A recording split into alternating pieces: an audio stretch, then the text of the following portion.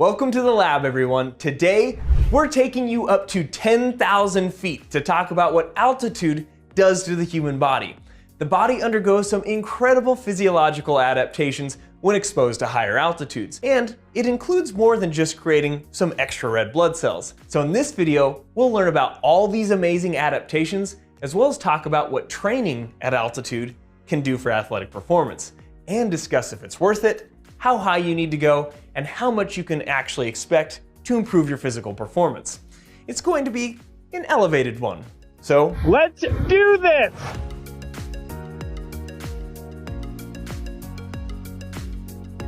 So it's been known for quite some time now that a person that remains at high altitudes for days, weeks, or years becomes more and more acclimatized to that higher altitude.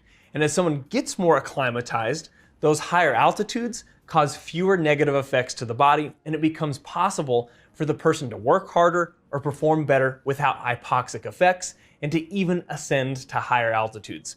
And if you haven't heard the term hypoxic or hypoxia before, hypo refers to low or below, and the ox portion of the word refers to oxygen.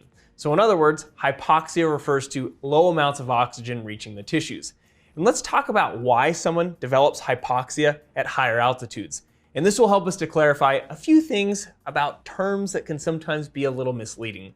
Often people will say that the air is thinner or that there's less oxygen at higher altitudes. But again, this can be a little misleading.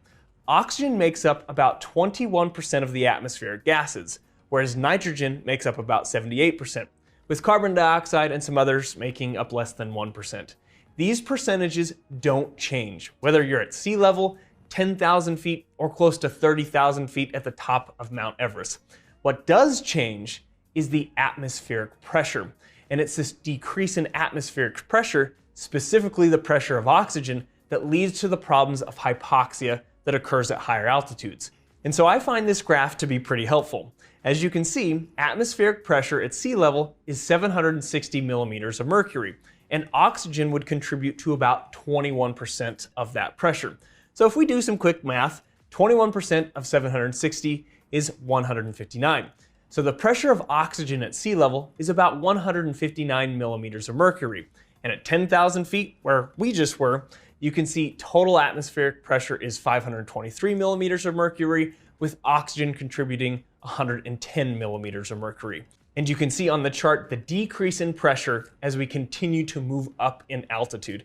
And again, referencing the highest place on Earth, Mount Everest, which is 29,029 feet, the partial pressure of oxygen is just over 50 millimeters of mercury, which is about 3 times less than the pressure of oxygen found at sea level.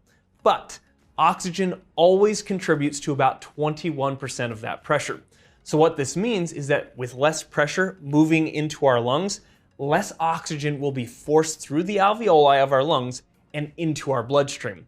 And you could actually measure this with a pulse ox on your finger. And I actually did that when we got up to 10,000 feet. I normally run at about 98% oxygen saturation at my house, which is at about 4,700 feet. But at 10,000 feet, I was at about 93 to 94%. So what does your body exactly do when exposed to higher altitudes? Well, how we are going to approach this is by breaking this down into the acute adaptations, or in other words, what the body does right when it is exposed to higher altitudes. And then the adaptations that start to occur if someone continues to be exposed to high altitudes for days, weeks, and even months. And to help us with this, we're going to recruit 10,000 Foot Jonathan. Well, thank you, Lab Jonathan, and welcome to 10,000 feet. And if we were actually able to transport or teleport you immediately from, say, like sea level all the way up to 10,000 feet, your body would have these initial physiological responses, or these acute responses to the higher altitude or higher elevations. One, you would notice that your respiratory rate would increase. You'd be breathing more frequently and more heavily. You'd also have your heart rate increase. And the idea behind this is you're trying to compensate for the lower atmospheric pressure, and oxygen isn't being forced into your body as efficiently. So now, what happens if we remain exposed to the higher altitude? Will we always have to breathe as heavily and increase our heart rate to the same level? Well, no, because over time, if we remain exposed, our bodies can create other adaptations. The first that many people that train at elevation will talk about is increase in the number of red blood cells, which are the cells that carry oxygen throughout our bodies.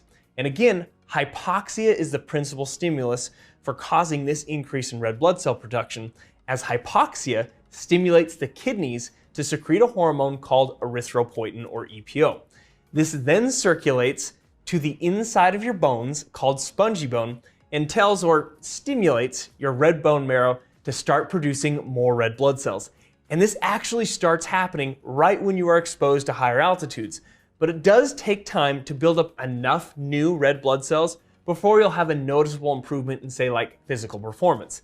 And we'll get into the timing and how long one needs to stay at elevation before noticing these benefits when we talk more specifically about training at elevation later on in the video. But in addition to increasing the number of red blood cells, overall blood volume will increase. So the fluid component of your blood, the plasma, this can increase up to 20 to 30% in some cases.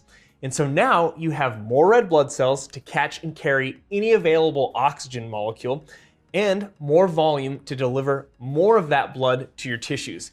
And one other cool thing that this increased blood volume does is that it increases the diffusing capacity for the oxygen through the alveoli and into the blood, because more blood in circulation literally expands the capillaries that surround the alveoli of the lungs. Kind of think of the capillaries as stretching and becoming larger, which in turn increases the surface area through which the oxygen can diffuse into the blood. Another cardiovascular adaptation that occurs during the acclimatization process builds off the previous two, and this is growth of more capillaries in the tissues throughout the body.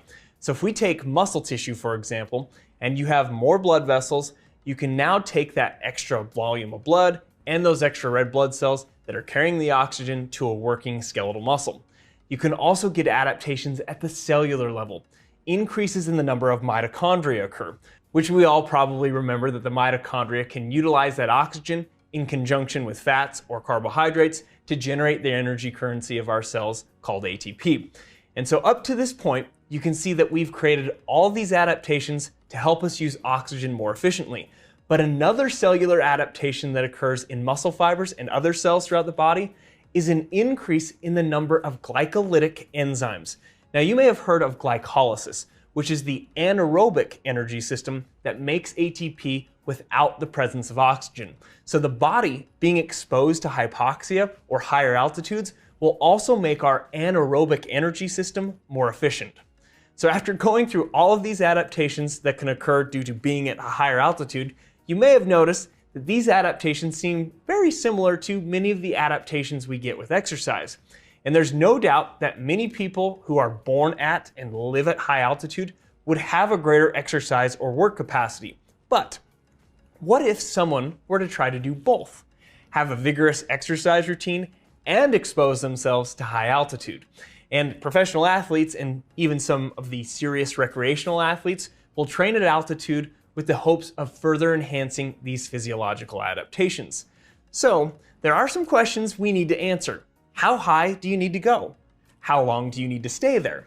How much of a difference does it really make from a performance standpoint? And there have emerged different schools of thought, such as live high, train high, or live high, train low. And so we'll explain what each of those scenarios means and why you might choose one over the other. So first, how high do you need to go? Well, you can find articles saying as low as 5,500 feet all the way up to 9,500 feet. But many experts and trainers tend to agree that around 7,000 feet is a good place to start. It's high enough that you can provide enough of a stimulus for the body to create these adaptations, but not too high to where you're going to cause any problems. Because there are people, especially those that live at lower elevations, that could develop altitude sickness if they went too high too fast. But most can tolerate 7,000 feet. Something else to consider with going too high initially is that this could make it so your training isn't as efficient. And we'll talk more about that in just a second when we compare live high, train high versus live high, train low. But how long would you need to spend at altitude to get a significant enough of an adaptation that would cause a noticeable improvement in athletic performance? Now remember, I mentioned that as soon as the body experiences hypoxia, it is going to immediately react with increased respiratory rate and heart rate. But the kidneys will even start to produce more EPO immediately upon experiencing hypoxia, and those EPO levels will continue to rise throughout even that first day of exposure. So the body is going to start the process of producing red blood cells almost immediately. But again, it takes time to build up enough of them, as well as to create more capillaries, mitochondria, and intracellular enzymes before all of this translates to a measurable increase in athletic performance.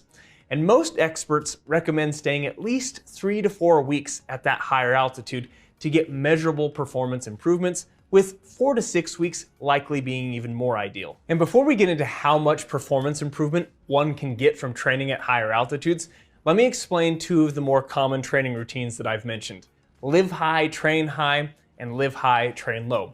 Each approach has its pros and cons. With live high, train high, it means kind of exactly how it sounds. You're going to live at a higher altitude as well as train at that higher altitude. The pros of this is that an athlete would constantly be exposed to hypoxic conditions, and because all aspects of life, including sleep, exercise, and recovery, are done at high altitude, this could potentially lead to more comprehensive physiological adaptations. Some of the cons of this approach could be that due to lower oxygen availability, it may be challenging to maintain higher training intensities, potentially limiting the quality of those higher intensity workouts. Constant exposure to high altitude may also lead to increased fatigue and slower recovery times, making it difficult to sustain more intense training plans. With live high, train low, someone would live at higher altitude but train at a lower altitude. A pro of this would be that an athlete could maintain a higher training intensity during those training sessions due to more oxygen availability in the body, potentially leading to better overall performance gains. So the overall idea being athletes could still reap the benefits of living at high altitude, increasing red blood cells, increased capillarization, as well as the other adaptations we talked about, while training more effectively at the lower altitudes. But there are some cons to this as well, including some logistical cons. In order to do this, you would have to be in a place where high altitude is in close enough proximity to where you could drive to a lower altitude almost every time you train throughout a given week. That takes more time and likely more money. And while this training method still works well, the time spent in hypoxic conditions is less than live high, train high. Plus, some athletes may have a race at a higher altitude, so many people may still want to do some race-specific training sessions at that altitude to stimulate the race environment.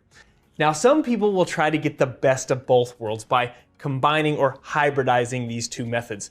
Big Bear, California comes to mind because Big Bear, California is at 7,000 feet. Plus, you can go higher if you go on some of the hikes in the mountain ranges that are available there. But it's in close enough proximity where people could drive maybe about an hour and get all the way down to close to 1,000 feet. So in this way, people can live in Big Bear, do some training sessions at that higher elevation, then maybe 1 to 2 times a week, drive down to the lower elevation for those very highly intense exercise sessions to get an even greater exercise training stimulus. So how much can training at higher altitudes improve athletic performance? And I need to actually make sure I'm clear here. This is about improving endurance, like for cycling, distance running, and swimming. Training at altitude isn't going to magically make your 1 rep max of your squat or deadlift improve. But for endurance, the data shows that you could get an improvement in performance that ranges anywhere from about 2 to 5% for fairly competitive athletes. But as you start getting even more fit, it seems to be that it will make less of a difference as highly trained elite athletes see about a 1 to 2% improvement. Now, 2 to 5% doesn't sound like a lot. So you might be thinking, is it training at elevation or higher altitudes even worth it? Well, it depends on a few things. First, 2 to 5% isn't actually that bad. For example, let's say you had an 18-minute 5K time. That's not elite, but that's also not a slow 5K. A 2% improvement would be running 21 to 22 seconds faster, and a 5% improvement on an 18-minute 5K would be 56 seconds faster. That's definitely a noticeable difference. But it's hard to know where you're going to fall in this 2 to 5% range. Like for example, I mentioned that I live just below 5,000 feet, and I love running these Spartan obstacle course races, which are these trail runs mixed with monkey bars, rope climbs, sandbag carries, and various other obstacles. So I spend a lot of time in the mountains trail running at altitudes that range from 6,000 to 9,000 feet. So even if I decided to book a hotel room for a few weeks at a nearby ski resort that was at like 7,000 to 8,000 feet, I'm not likely going to get as big of a change or improvement as someone that lives and trains at sea level.